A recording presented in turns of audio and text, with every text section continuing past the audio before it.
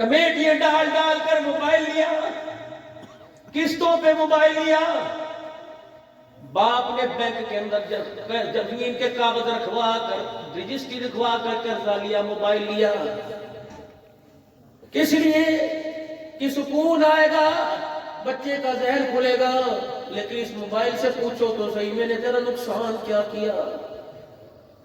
ہر وقت میں تجھے سینے کے ساتھ رکھتا ہوں، ہر وقت میں تیری سیکیورٹی کے لیے اپنا آپ ہر وقت میں تیار رکھتا ہوں، رات کو تجھے سرانے رکھ کے سوتا ہوں، بیوی اتنی قریب نہیں، امی اتنے قریب نہیں، پیسہ اتنا قریب نہیں جتنا تو میرے قریب ہے، لیکن بتا میں نے تیرا کیا بگاڑا ہے؟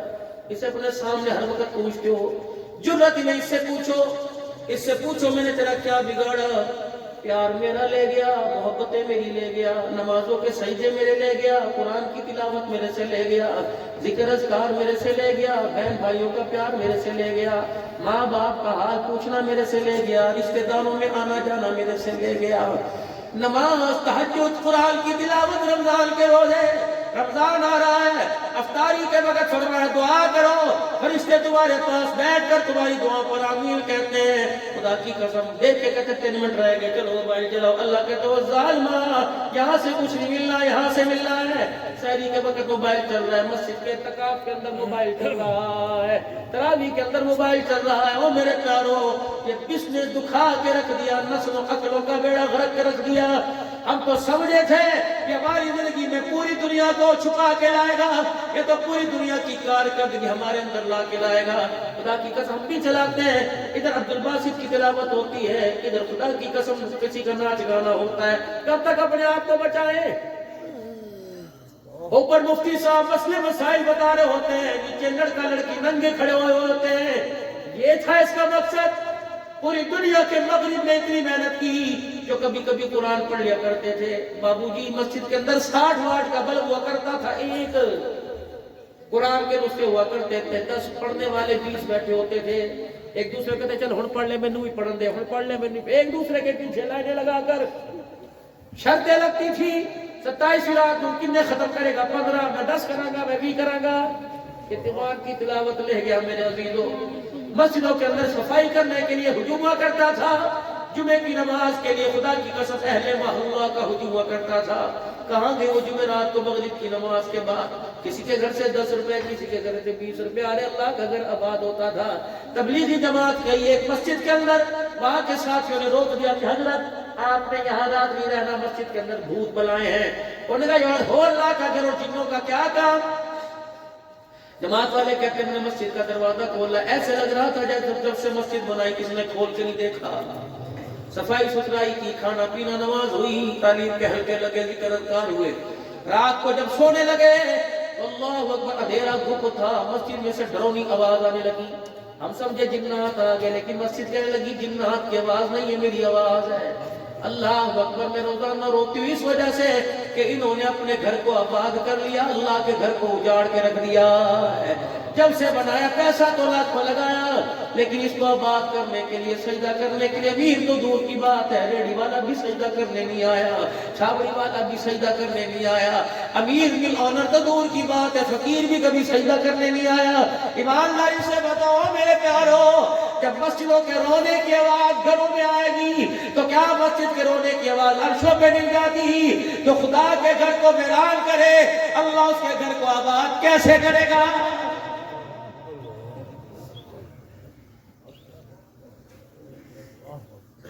بچے کے ہاتھ میں بلیڈ ہو، بچہ کینچی اٹھا لے اور کینچی اٹھا کے باپ کے پاس آ جائے، باپ بے خیالی میں بچہ دامن کاٹ دے، باپ چماٹے مارتا ہے، شرم نہیں ہوگی؟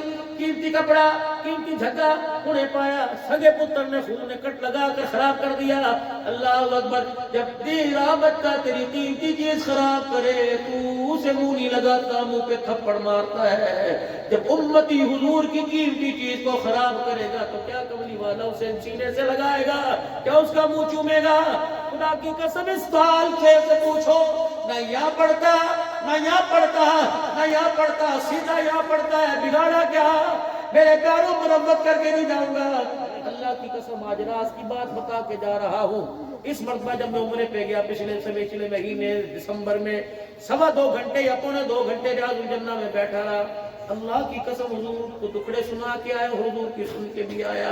اللہ اکبر. بڑی بڑی میں نے اللہ کے نبی سے باتیں کی اور میں نے آنکھیں بند کی, تسلی والے مجھے جواب بھی ملے. لیکن پتہ نہیں تمہارے پاس زندگی میں آنا جان, لیکن میں اتنا تمہیں بتا کے جان, حضور کو دکھی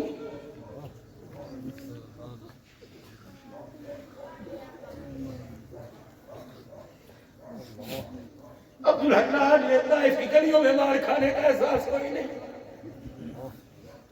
میرے چمڑے جوتیوں کے ساتھ چپک کے اتر گئے. میرے خاندان کے نوجوان نے زندگی پہ چڑھ گئے.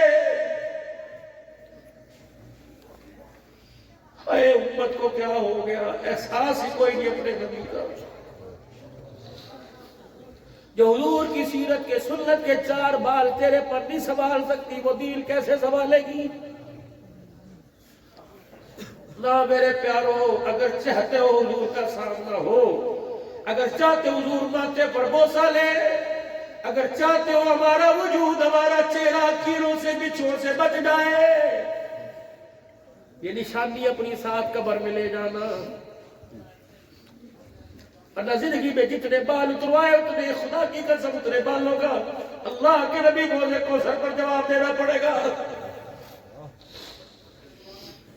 اگر یہ بری ہوتی تو نبیوں کے چہرے پر نہ ہوتی, صحابہ کے چہرے پر نہ ہوتی. معراج کا دولہا جب معراج پہ تشریف لے گئے تو فرشتوں نے بھی حضور کی داڑھی کو دیکھ کے سبحانک کہہ دیا. سبحانک, کتنا سونا محمد آیا ہے, اور اس سونے پر اللہ نے سونی داڑھی کو سجایا. یہ حاملین عرشوں نے کہا تھا کہ کتنی پیاری صورت ہے جس صورت پر اللہ نے داڑھی کے بالوں کو سجا دیا. میرے پیاروں, تمہیں کیوں برے لگتے ہیں؟ بیوی کے کہنے پر کٹارے, یار کے کہنے پر کٹارے, خدا کے یار کے کہنے پر نہیں رکھتے. مرضی تمہاری. میں تمہیں رو کر اتنی سی باتوں میں بہت دور کی تمہیں کہہ کے چلا گیا. اگر چاہتے ہو کفن بچ جائے, اگر چاہتے ہو نسل بچ جائے, اگر چاہتے ہو قبر کے اندر وجود بچ جائے, تو میرے پیاروں نبی والی زندگی کو باہر چھوڑ کے نہ جانا, ساتھ لے کے جانا. وگرنہ 4 تکبیر, نماز جنازہ, فرض کفایہ سلام سے اللہ تعالیٰ کے. اللہ فرماتے عبدالحنان ٹھہر جا, کیا میرے پاس لے کے آیا؟ نہ بینی کے کام کا, نہ بچوں کے کام کا, نہ دکان کا, نہ مکان کا, دھوبی کا کتا, گھر کا نہ گھاٹ کا, میرے پاس لے کے آیا. میں نے کہا اللہ بڑا سجا کے لایا, گلاب کے پھولوں کی پتیوں میں لایا, مشکمبر کی دھونی میں لایا, کہ گلاب چھڑک کے لایا, کافور کی دھونی میں لایا. اللہ فرماتے تو کفن کی خوشبو سونگ رہا ہے, مجھے منہ کی بدبو آ رہی ہے. اللہ منہ کی بدبو کیا آ رہی ہے؟ کہ میں نے اس کے منہ کو کھول کے دیکھا, بیٹیوں کے حق کی بدبو آ رہی ہے, ماں باپ کے حق کی بدبو آ رہی ہے, پڑوسیوں کے حق کی بدبو آ رہی ہے, بیوی کا حق کھا کے آیا بدبو آ رہی ہے, بھائی کا حق کھا کے آیا بدبو آ رہی. اس کے منہ سے اتنی حق کی بدبو آ رہی ہے کہ میرے فرشتے سے علیین میں لے جانے کو تیار نہیں. پھر ہم نے بھی فیصلہ کر دیا, نہیں لاتے تو نہ ہو, اسے جہنم کے جیل خانے سے جیل میں ہی پھینک کے آ جاؤ. لا رشتہ داروں کو, لا برادری کو, لا عہدے کو, کہ تجھے اللہ کی پکڑ سے چھڑا سکے. میرے پیاروں زندگی بہت گزر گئی, عبدالحنان بھی ڈاواڈول گزرنا ہو جاتا ہے. اگر بچنا میں نے کوئی نہیں تو رہنا آپ نے بھی کوئی نہیں.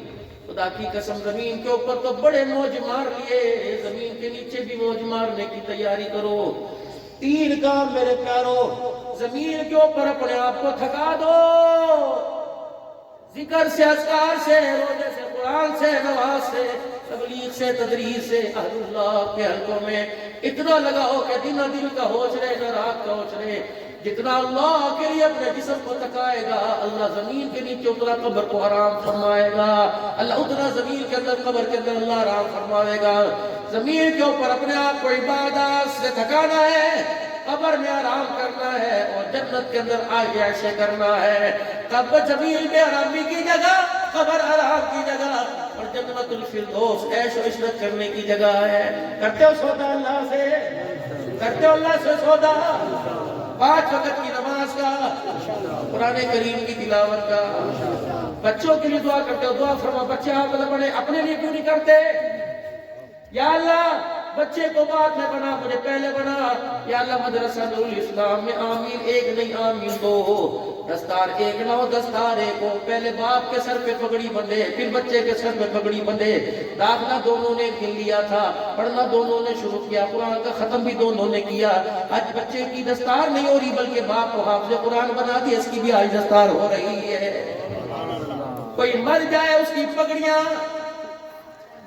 کوئی فوت ہو جائے چودراہٹ کی پگڑیاں، خاندان کی پگڑیاں باندھنے کے لیے سب کچھ آتے ہو، جنت کی دستاریاں باندھنے کے لیے، جنت کی پگڑیاں باندھنے کے لیے اپنے آپ کو کیوں تیار نہیں کرتے ہو؟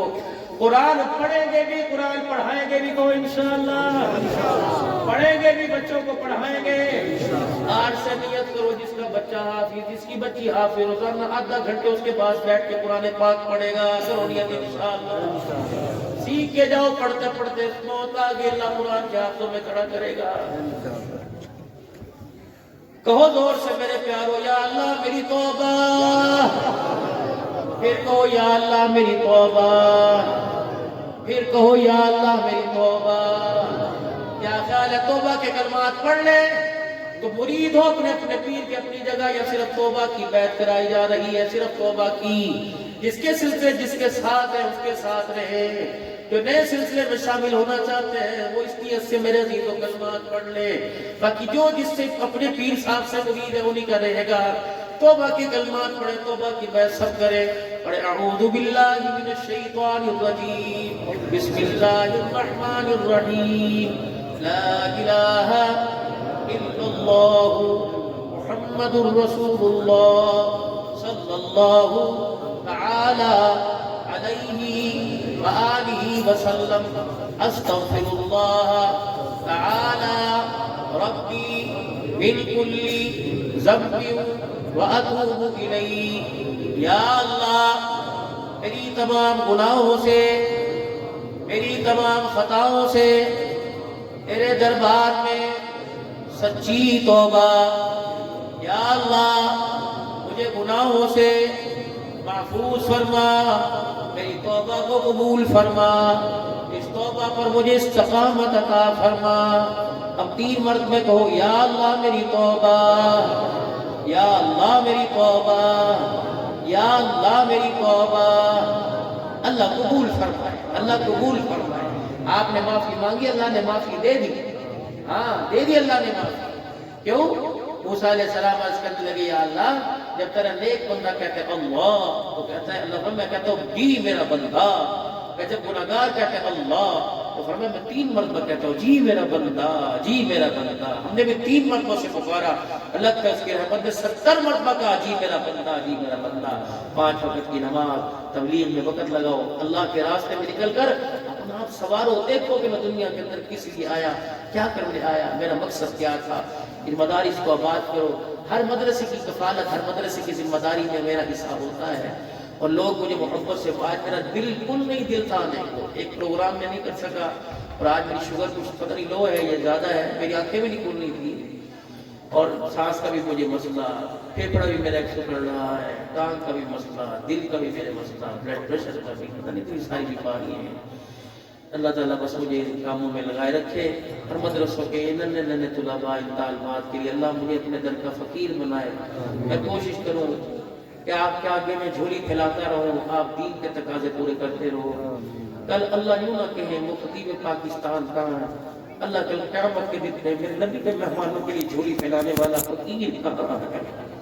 تو اللہ دنیا نے جھولی کے اندر رسل پہ ڈالے تو آج جھولی کے اندر اپنی رحمت و رضا ڈال دے، مجھے امید ہے اگر اللہ مایوس نہ ہو۔ آپ یقین کریں اس دفعہ جو مجھے مدینہ شریف کے اندر جو اعزازات اور مبارکباد ہیں، لوگوں کا ہجوم اور نبی کا پیچھے، مجھے پتہ لگا میں نبی کے مہمانوں کی نوکری کرتا ہوں، اللہ کے نبی کی نظروں میں بہت اونچا، اللہ اسے قبول فرما لے۔